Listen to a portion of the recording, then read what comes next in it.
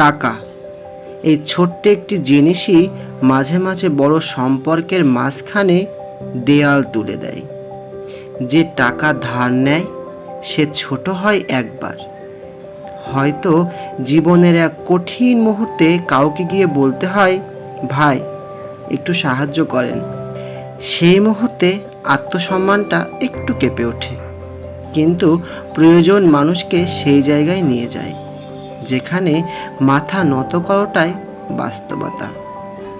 আর যে টাকা ধার দেয় সে ছোট হয় বারবার। প্রথমে দেয় বিশ্বাস করে, তারপর শুরু হয় অপেক্ষা।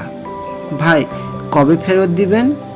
ভাই একটু টানাপোড়েনে আছি, আরেকটু সময় দাও।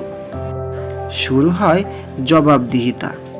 এ যেন টাকা ফেরত চাওয়া না, উল্টো ধার চাওয়ার মতো সিচুয়েশন। এই অপেক্ষা কখনো কখনো অভিমান ডেকে আনে, আর মাঝে মাঝে সম্পর্কটায় হারিয়ে যায় টাকার বোঝার নিচে চাপা পড়ে।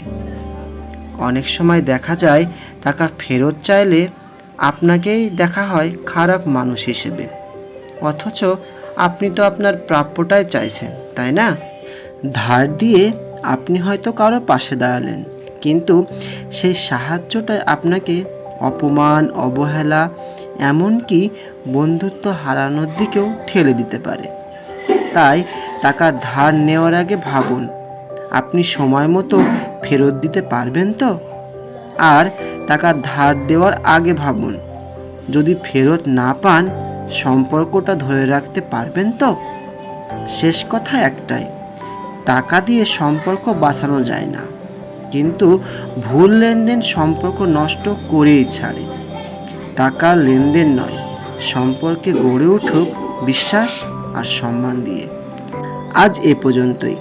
ভিডিওটি কেমন লেগেছে কমেন্টস করার পরামর্শ রইল।